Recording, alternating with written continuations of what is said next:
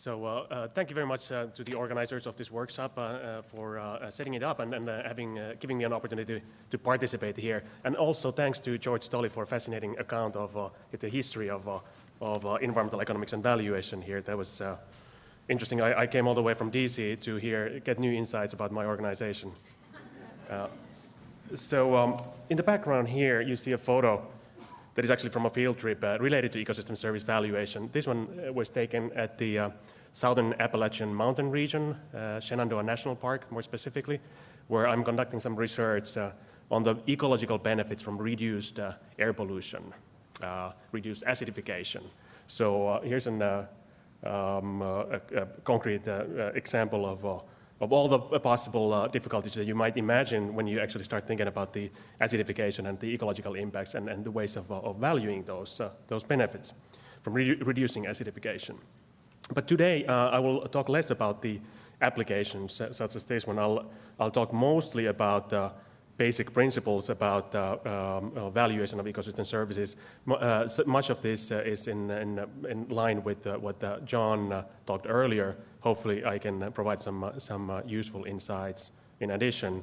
I'll start out by some historical perspectives, then talk about valuation of nature, how it relates to ecosystem services. And then as Dick noted, economics being the dismal science, I do need to point out that there are costs involved too, and we ought to think about those. And then hopefully in the end I can point out some research gaps and challenges that we have identified in our work. This picture shows Theodor Roosevelt and John Muir at the Glacier Point in Yosemite. It's one of my favorite places. This was taken in 1903, and at the time Yosemite was under a threat of being developed for hydrological projects. And John Muir, being a great preservationist, was greatly concerned about this, and he invited Theodor Roosevelt to come and visit the area. And after about 3 days of hiking in the park and riding on a horseback, Theodor Roosevelt came to the conclusion that this place ought to be preserved for what it represents in its natural state, and that's exactly what happened. This is what we see today, and we can all enjoy it, and many people enjoy it, even without going to actually visit the Yosemite National Park.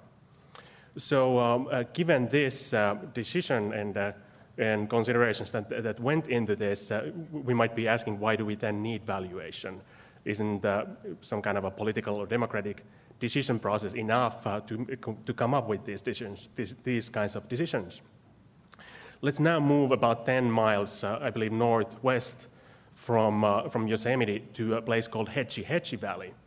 This picture was taken at the same time, and according to descriptions from those days, this valley in some ways was even more beautiful than Yosemite, and it was subject to similar development pressures. And this is a picture of Hetchy Valley today. It's actually more commonly known as Hetchy Reservoir. And so you see that the outcome was quite different. It's a similar kind of environment, similar kinds of pressures, but a very different look today. And I'm not really showing this to point out that either one of these decisions was either right or wrong, but I think this kind of story kind of highlights the challenges and some of the features that are essential to ecosystem service valuation. Same kinds of ecosystems provide different services. Oftentimes, these services might be conflicting. If you provide one, like for instance, hydrological reservoir, you're basically preventing the provision of other services. It goes the other way around too. And also, I think it's important to point out that the intertemporal aspects are very important. It would be, if we think of making a decision like this today, we would sort of have to think about very far in the future in order to evaluate these kinds of benefits to help make the decision. And that's, of course, extremely challenging. Let me now move on economic valuation. I think it's important to keep in mind that economic values are dissimilar to the concept of value in ethics or everyday parlance. Economic values really are not, they're not about right or wrong. They really just indicate the relative usefulness of certain kinds of things, goods and services, to people. We commonly express them in dollar terms, but there's really no reason why we couldn't use some other kind of a currency. But I think it's important to point out that they're not absolute. And also important to point out that we've also already heard from previous speakers that economic values are not rigid. They're conditional on other goods and services. So for instance, the value of wetlands might greatly depend on the availability of other kinds of habitats or other wetlands in the same area. It may depend on the population of the local area, and many other different kinds of aspects. Substitutes are also important there. Now, when we talk about values for the environment, because these values come from, they indicate the relative usefulness of things to people. They really arise from people's preferences for the environment. Many times we can observe that behavior by observing market, looking at what people buy. Sometimes we might be able to look at where people live in order to elicit their valuation for environmental quality, such as air quality or water quality, or the beauty of the view.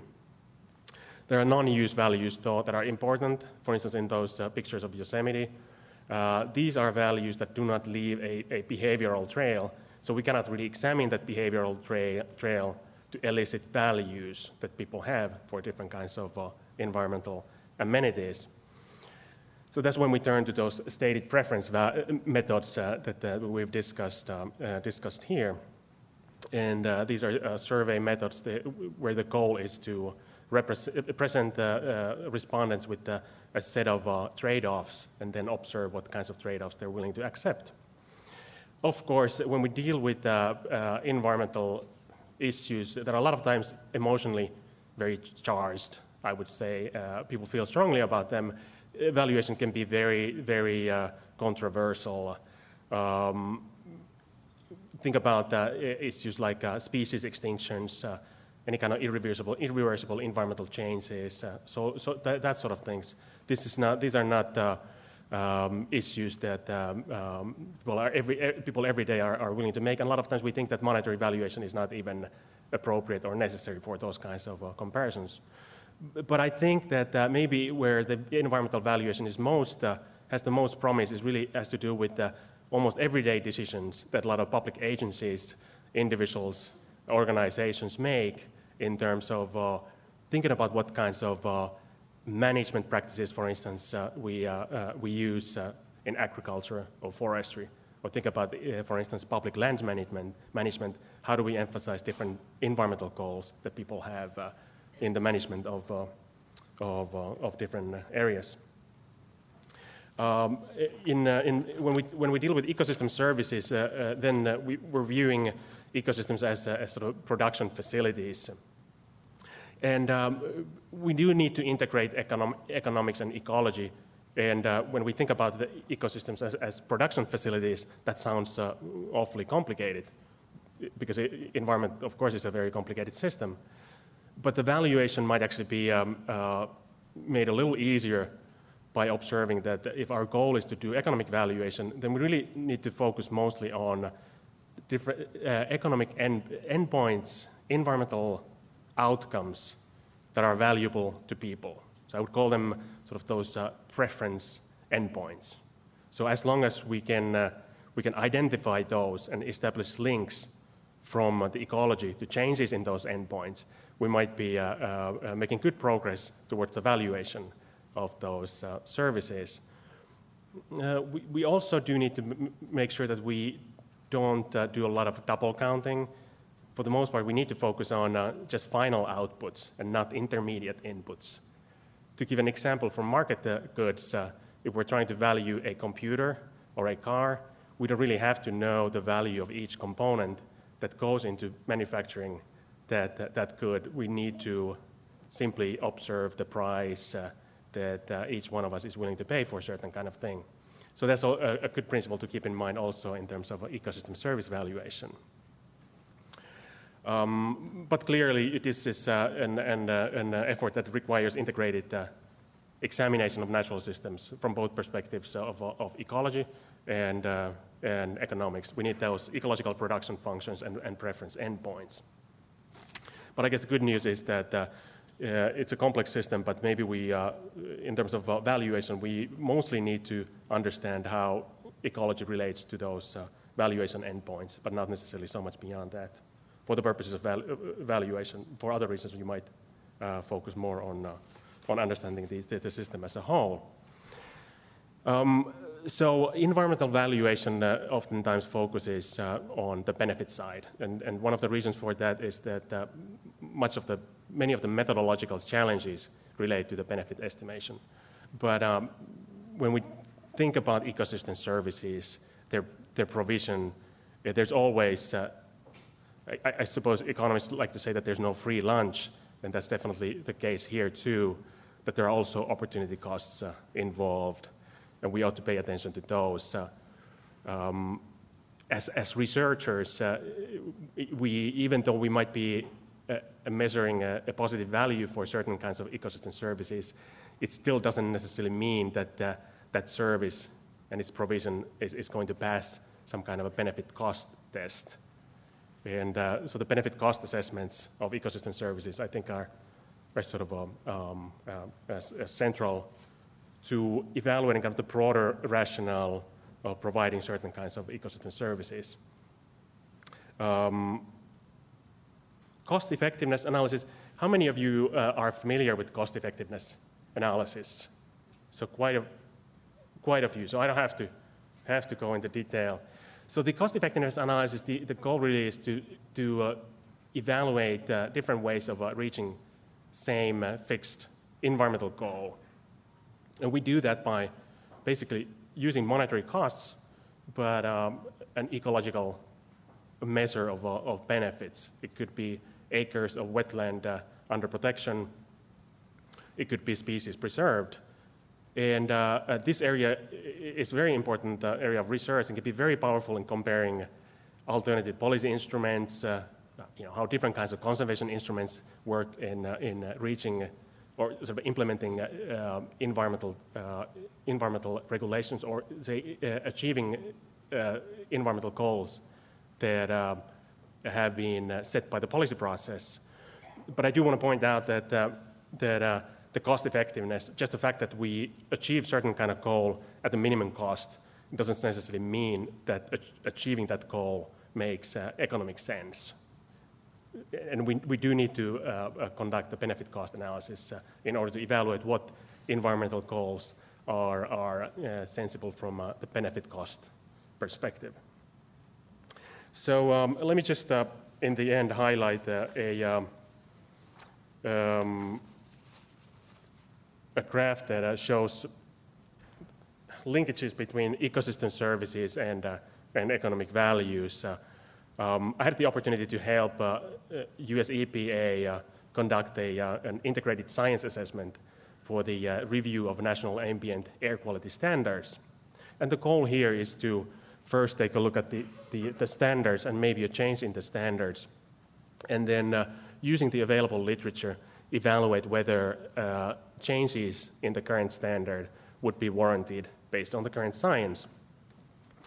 And this exercise is extensive.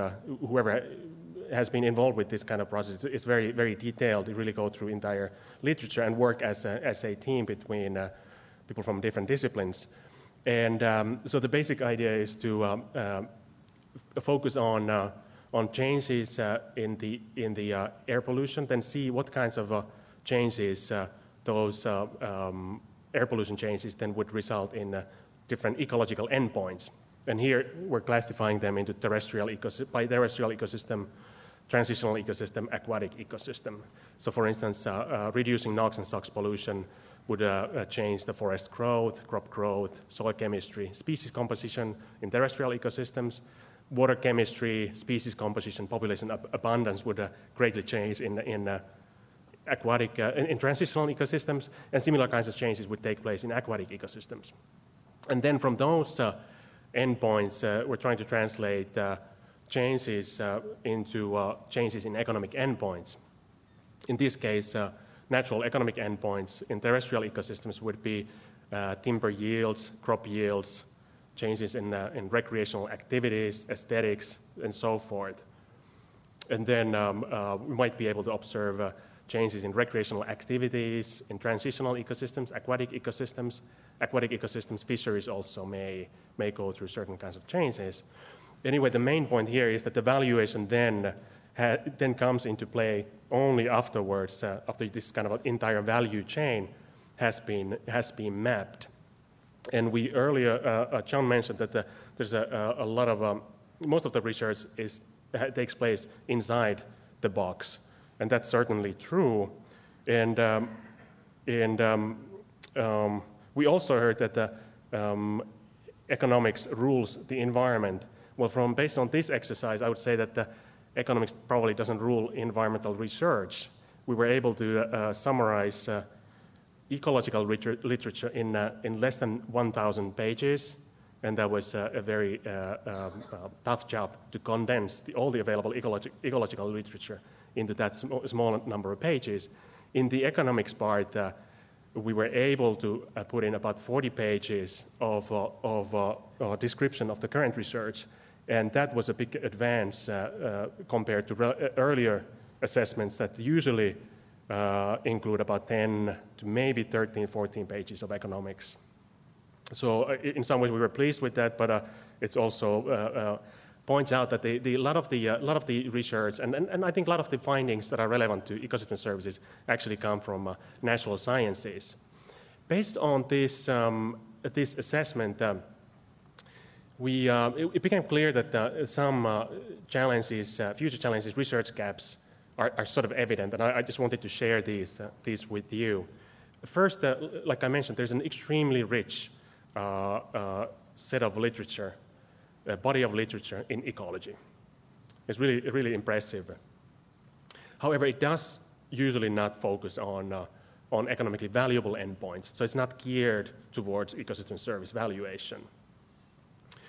Overall, the linkages between human effects, ecosystems, and economic endpoints are kind of poorly understood. So thinking about how this whole chain of kind of the value chain, as I would call it, that understanding its components as they are linked together, that understanding is definitely limited.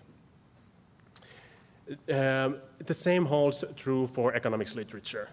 It's really very, very rare that any study would value changes in the environment as they trickle down from changes in environmental quality all the way till the valuation endpoints. And although valuation literature is conceptually extremely well founded, it's very limited by the lack of comparability across different studies. It's geographically very narrow, and there are lots of ecosystem services that are simply not valued. And then there are kind of obvious limitations to some of the valuation methods and their robustness. So we certainly need more integrated bioeconomic approaches. And I guess I would like to close on a sort of positive note that it sounds like this is a major challenge, and maybe a big change is needed in the approaches. I would think that there's a lot of solid science both in economics and environmental sciences, and I don't see any wholesale reforms that might be necessary. It seems that relatively small adjustments to current approaches may actually contribute to very large improvements. So although there may not be a free lunch, there might be some low-hanging fruit to be picked up anyway. Thank you.